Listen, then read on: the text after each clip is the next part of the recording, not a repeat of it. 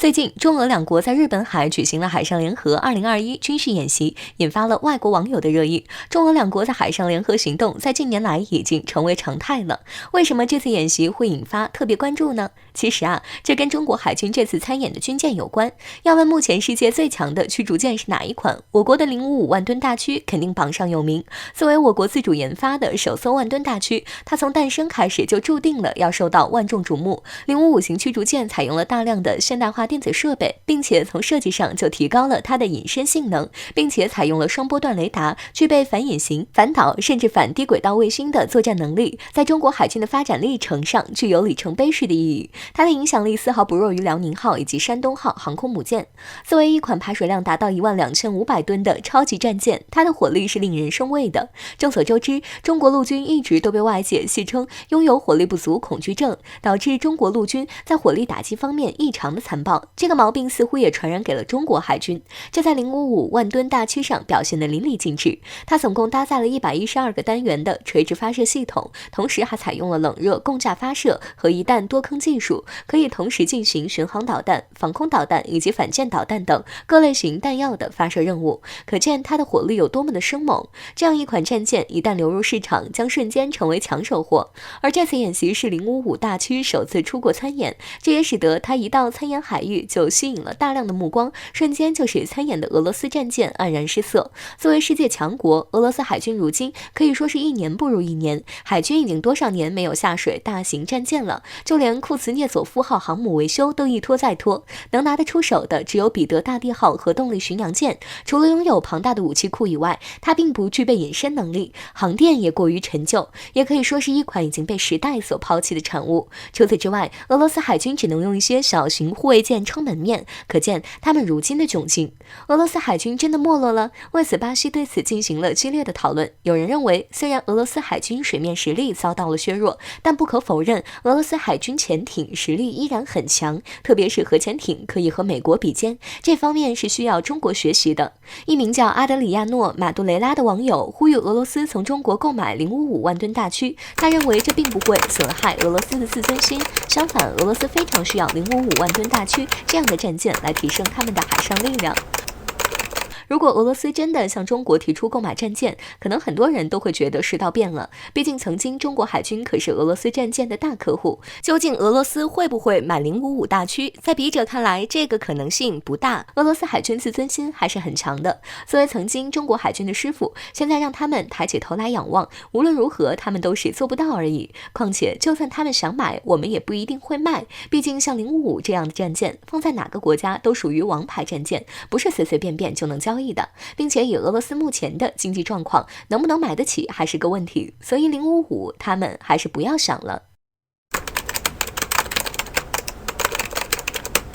神舟12号穿云破日的画面还历历在目。16号神舟13号又半月直上云霄，在入轨 6.5 小时以后，神舟13号载人飞船搭载3名宇航员与天河核心舱完成了自主镜像快速交会对接。这是我国载人飞船首次在轨镜像快速交会对接。镜像对接究竟有多难？空间交会对接技术是载人航天3大基本技术之一。之前神舟12号是横向交会对接，这次神舟13号需要以垂直方式，以下面垂直向上与核心舱进行对接。这项技术此前从没在太空中验证过，由于存在轨道高度偏差，组合体和核心舱的速度也不同，在镜像对接的过程中，除了在镜像方向有速度位置变化以外，还要控制它在速度方面的角度，还需要考虑太空中复杂电子环境。另外，航天器在太空中以几倍于子弹射出的绝对速度靠近，要实现对接，就必须要不断实时调整飞行角度和速度，稍有差错可能就会撞车。27.6万公里时速下，对准80厘米交接口，整个飞行路线的选择和控制难度可想而知。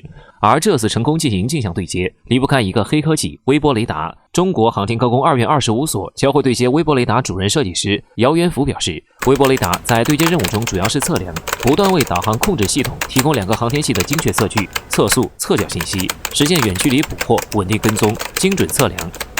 打个比方，它的测量精度就像在北京能够识别出石家庄的一张 A4 纸，也相对于一个人站在北京，朝着天津一个篮筐投篮，投进了还是一个空心球。目前我国已经发展了3代，性能达到国际同等水平和领先水平。一般情况，几乎所有最新科技最先应用的就是国防领域。微波雷达则是导弹制导部分的灵魂。可想而知，我们导弹的精度已经达到了什么程度，指哪打哪，这让人想到了去年8月，火箭军从青海、浙江同时发射了东风26、东风 LD 弹道导弹，成功击中了位于海南岛和西沙群岛间海域的一艘行驶的靶船。这一次发射任务让外界对东风导弹的威力有了最直观的感受，反应速度快，突防能力强，寻踪目标准，打击精度高等，能对海上大型目标进行精确打击。那一次发射任务让美国人忌惮了很长时间。对此，近日俄塔斯社报道称，随着中方军事实力不断增长，美方在第一岛链的资产正面临威胁。美方开始越来越重视第二岛链军事力量，美军方用计算机进行了一场模拟打击演练，计算推测中方需要100枚弹道导弹和200枚巡航导弹，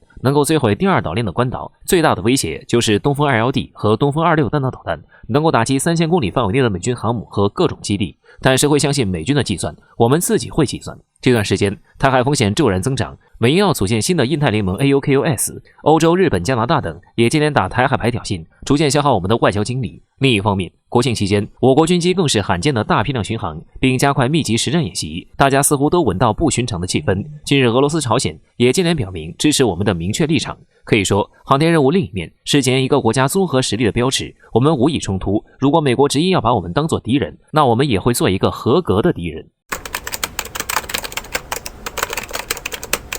近日，中俄联合军事演习期间迎来不速之客的事件，引起国内外媒体的普遍关注。根据消息显示，美国海军一艘查菲号导弹驱逐舰直接进入实弹射击禁航区，甚至在遭到俄罗斯军方警告后，反而准备进行直升机起降作业。面对如此冒失的挑衅行为，俄罗斯立即派出特里普斯上将号冲向美舰，最终逼近美军不足60米以后，美军扛不住压力，选择掉头。这次中俄联合演习并非是第一次，但相比之下，此次涉及使用多用途海军编队，能对地面目标、水面舰艇实施打击的同时，也可以实施反潜行动，在发现水雷时还能清除水雷危险，组织舰上防空力量进行防空。至此，中国军方派出参演的兵力则包括南昌舰等新型导弹驱逐舰和护卫舰，以及舰载直升机和补给舰等。显然，对于这次联合演习，中方非常重视。只是随着事态的发展以及外界对此事件的议论，不少人开始发现了奇怪的一幕：面对美军舰的挑衅，俄军一点都不虚，但为何中国舰艇未能参与驱离美军舰的行动？要知道，这次中国海军可是派出了055型导弹驱逐舰参与跟俄罗斯间的演习，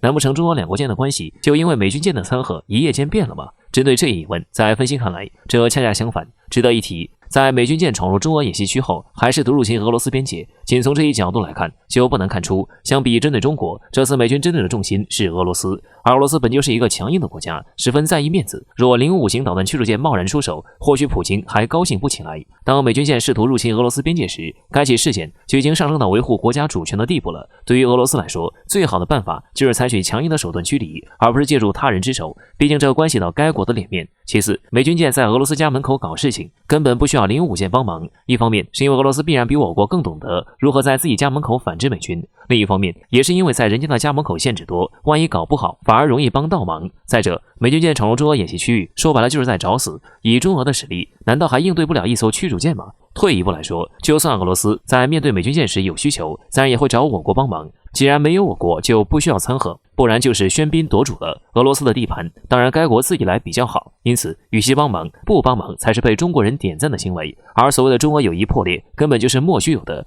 055型导弹驱逐舰首次参加海外联合演习，俄罗斯就将演习地点设在其家门口，足以说明中俄在战略方面的高度互信。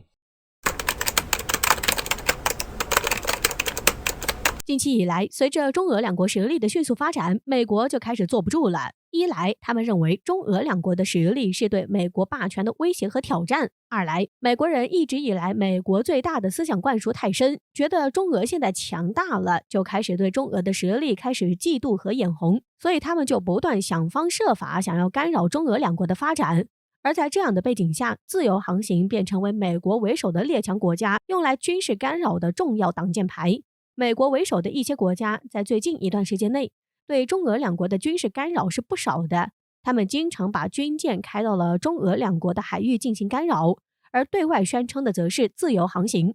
不过，在经过这些国家不断的干扰时候，我们也终于迎来了让美国人抗议的自由航行时刻。据相关消息报道，近日我国055大驱以及052D 导弹驱逐舰等军舰联合俄罗斯大型巡洋舰瓦良格号等多艘大型军舰，在俄罗斯彼得大堤湾附近举行了中俄海上联合2021军事演习。